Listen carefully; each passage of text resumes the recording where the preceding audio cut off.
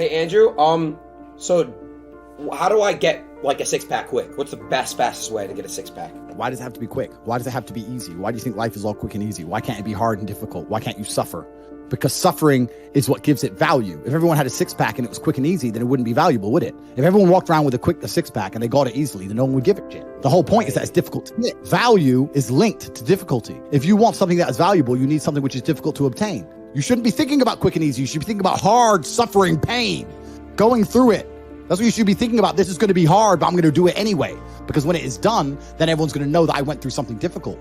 Nobody, absolutely nobody, gives a fuck about you as much as you're going to have to give a fuck about yourself. Nobody cares about you as much as they need to care to fix your life. But nobody is going to come to your bed, drag you out of bed, drag you to a job, force you to work hard. You are never going to have any of the things you want if you do not get them yourself. The only person who's going to make me happy and live a life that I want to live is me.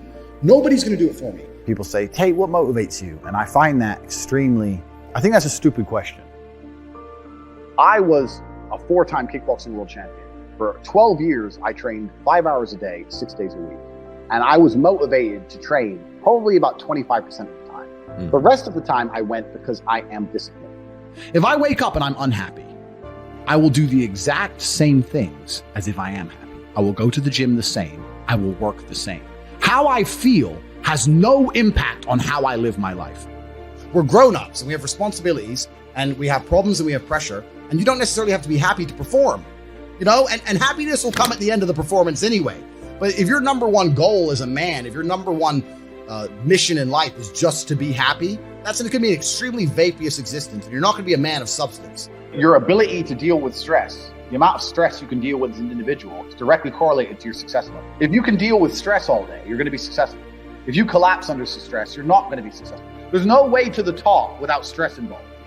But there is a massive correlation between success in life and stress tolerance. The more stress you can tolerate, the better your life's going to be. One of the only things in this world you can control is your state of mind.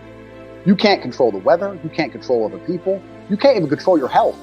One of the very few things in the world you have genuine control over is your state of mind. If you can't control that, then you're just a feather in the wind and life's going to blow you around. I can't imagine truly wanting to quit something and not being able to quit. I can't imagine it. When I talk to people who say, I want to quit smoking, I say, when? They go, oh, well, soon. Well, that means you don't want to quit. You want to keep smoking for a while and quit later. I can't imagine a mind frame or a mindset where I want to do something and can't do it. It's almost difficult for me to answer that question, because if you have that kind of mind, if your mind is so fundamentally broken that you cannot do with your own mind what you want to do, then you're just, right? Life is hierarchical. There's always going to be kings and there's always going to be peasants. If you have a mind that you can't control, then you're never going to be a king. You're going to be a peasant. That's your life. You have a peasant's life ahead of you, and that's your destiny. Enjoy.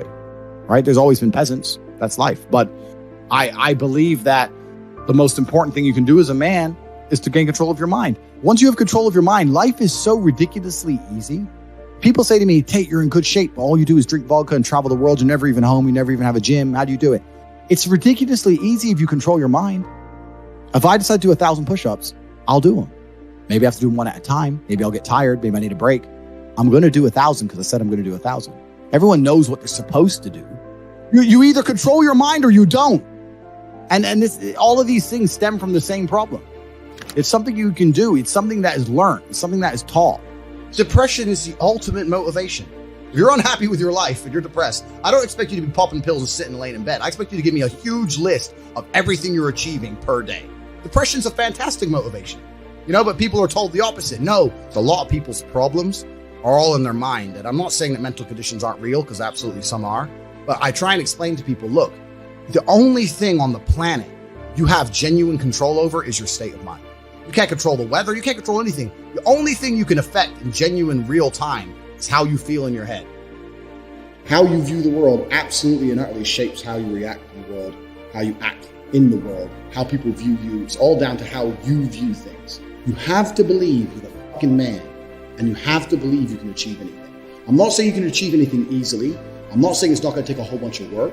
I'm not saying it's going to happen quickly. But you have to believe you can achieve anything.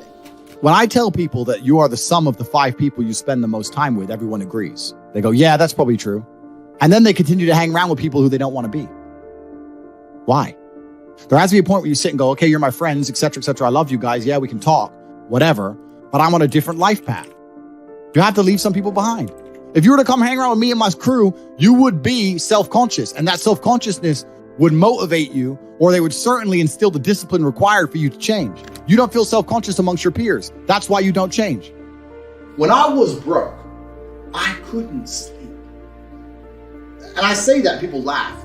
I'm not joking. When I wanted money, like fucking I needed air.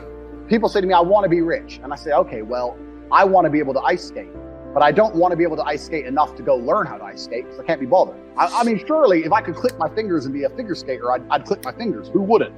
But I don't want to actually go train because I don't want it enough. And this is the exact point with money. Everyone wants money put on their lap. If you truly wanted money, you wouldn't be able to sleep until you fucking had it. And this is the point. Because when I had nothing, I couldn't be distracted. You couldn't distract me from what I wanted. Life when you're young is a completely different experience to life when you're old. When you're older, your life quality seriously decreases, massively. So you have about 10 to 15, maybe 20 years to find a way to get rich and enjoy being rich. And you got to put it all together and you got to do it quick. You have to start saying, I want to take money. Because that's how you have to think. You don't make it, you take it. So you have to start talking that way. You got to take money. Is that money isn't real. Money is like water. Money never stays still. If you can find and identify a place where money is moving, if you can find a place where money is moving and stand in the way, then the money is vulnerable. Problem is with the people out here, everyone has a dream, but not many people have a plan. A good plan today is better than a perfect plan tomorrow. You got to do something. You got to do something fast. You're just sitting around talking about it and hoping for things to get better.